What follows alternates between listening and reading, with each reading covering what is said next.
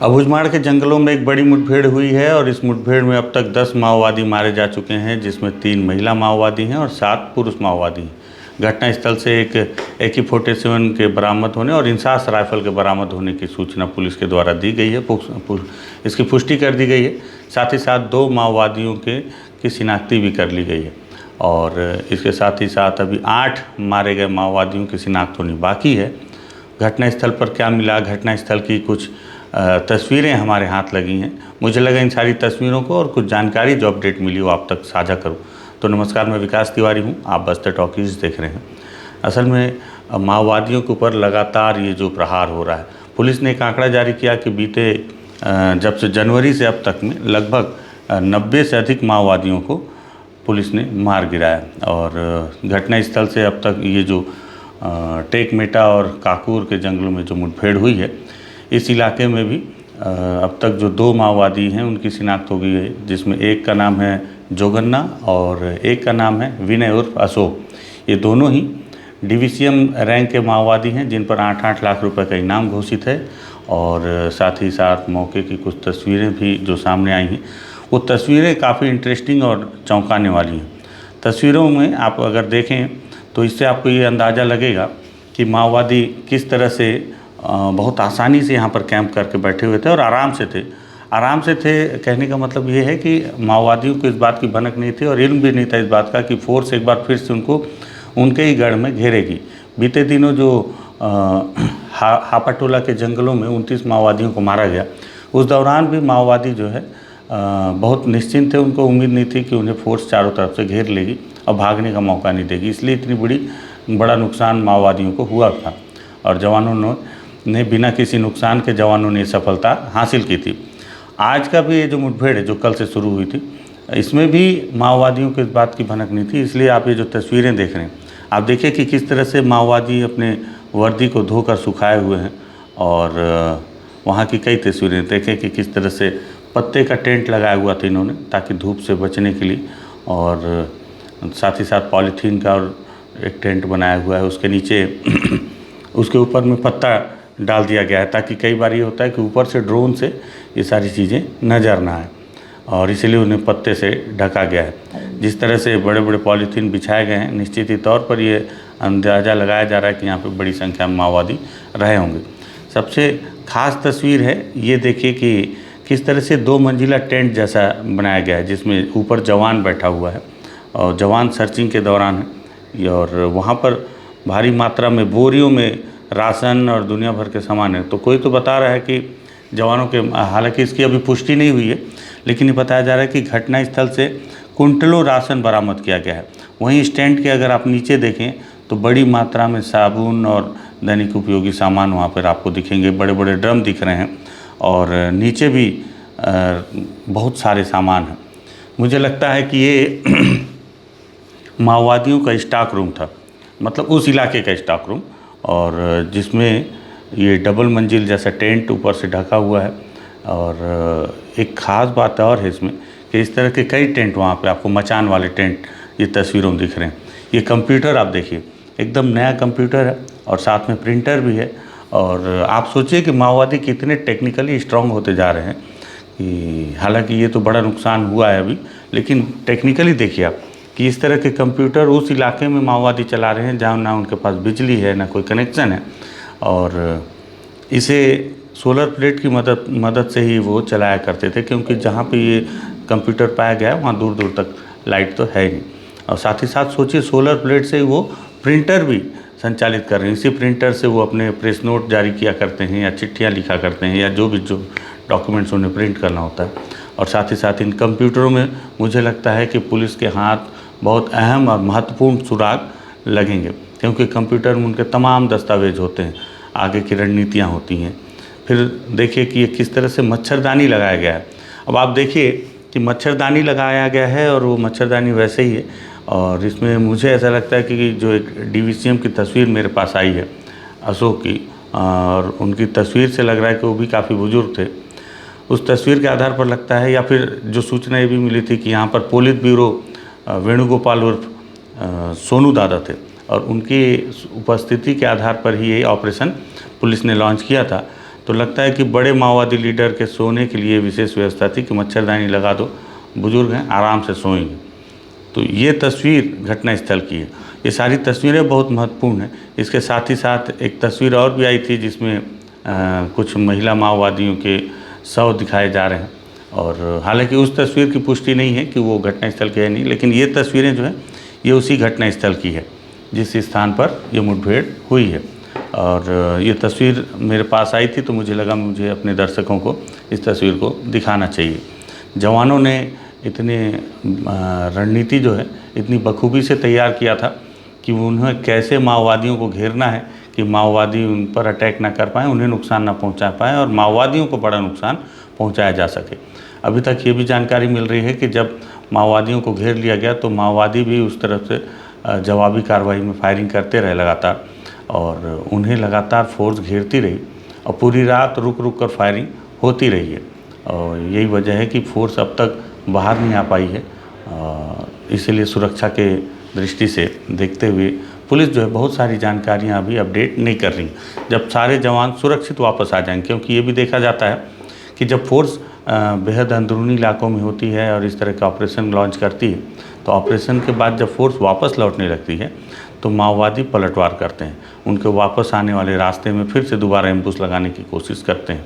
हालांकि इस वक्त माओवादी खुद अभी सदमे में होंगे, क्योंकि उन्हें इस बात का अंदाज़ा नहीं था कि उनके फिर से अंदरूनी और बेहद कोर इलाके में, अब आप टेंट वेंट और ये सारी तस्वीरें जो देख रहे हैं, इसे देखकर आप अंदाज़ा लगा सकते हैं कि किस इलाके में कि माओवादी कितना आराम से थे। सोचिए मच्छरदानी लगा के सो रहे हैं, मतलब क्योंकि माओवादी रात हो या दिन हो बहुत चौकन्ने रहते हैं और उन्हें हमेशा इस बात का अंदेशा होता है कि कहीं उनके ऊपर अटैक ना हो जाए, तो उन्हें हमेशा चौकन्ना रहना होता है।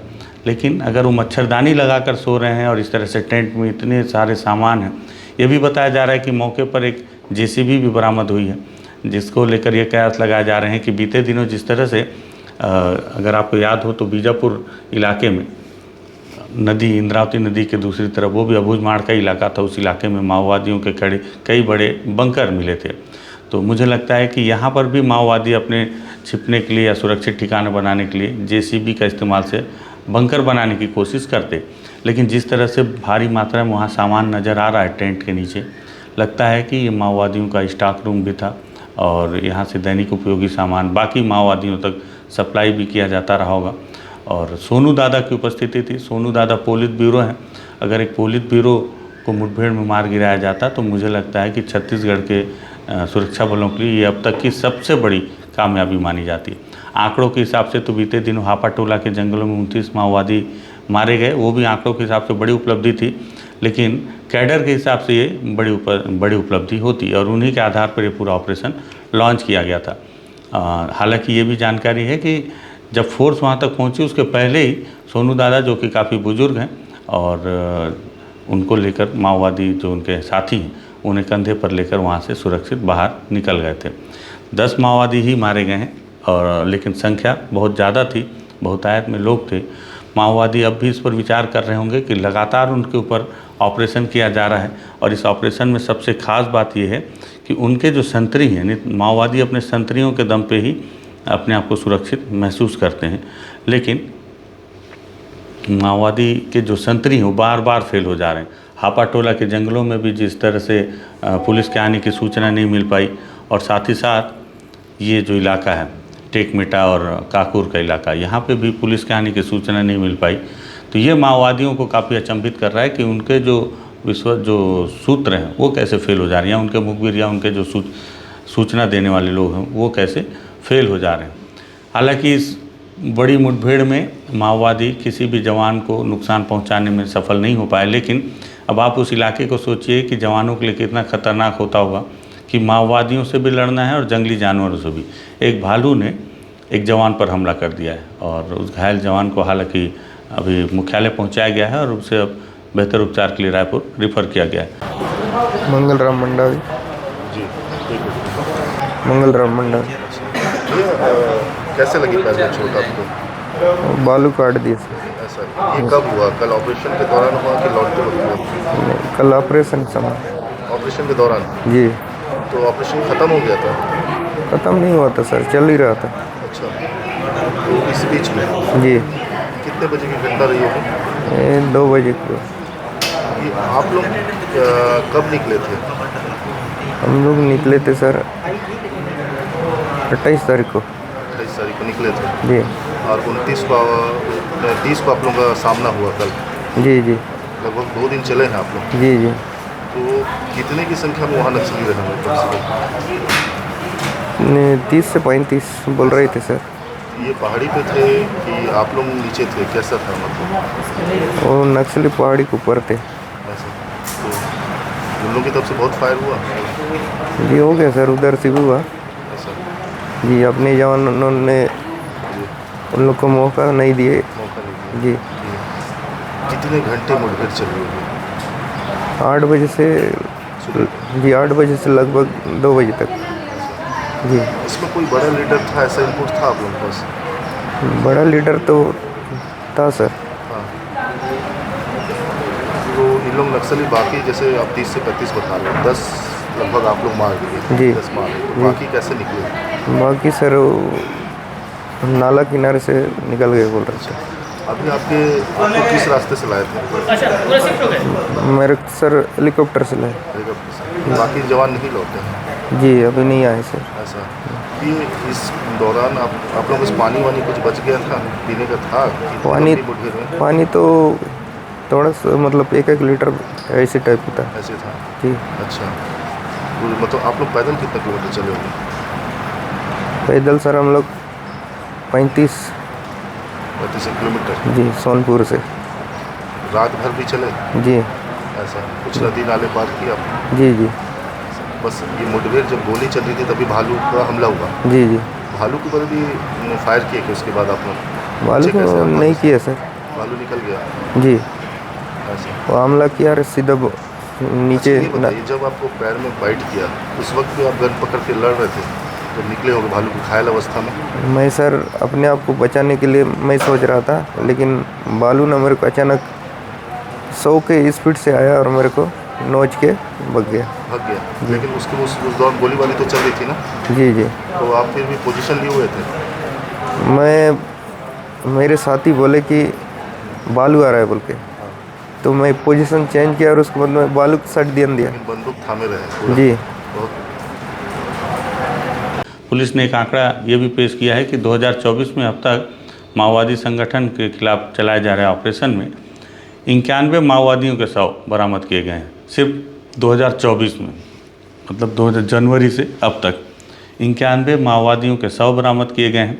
और जो अत्याधुनिक हथियार बरामद किया गया है उसमें 2 LMG, 4 AK-47, 1 SLR, 3 INSAS, 4 303 rifle और 4 9mm का पिस्टल, साथ ही बहुत ही संख्या में दूसरे आर्म्स और एमुनेशन, विस्फोटक सामग्री और अन्य नक्सल सामग्री भी इन जनवरी के 2024 के इन 3-4 महीनों में बरामद किया गया है, जो कि माओवादियों के खिलाफ बहुत सफलतम ये ऑपरेशन माने जा रहे हैं। तो ये आज का अपडेट था, और जब फोर्स लौट कर आ जाएगी तो लौट के आने के बाद कई कहानियाँ आएंगी। फोर्स लौट कर आ जाएगी और थोड़ा सा माहौल ठीक हो जाएगा, तो बहुत सारे दर्शक ये बार बार कमेंट कर रहे हैं कि सर ग्राउंड रिपोर्ट कीजिए।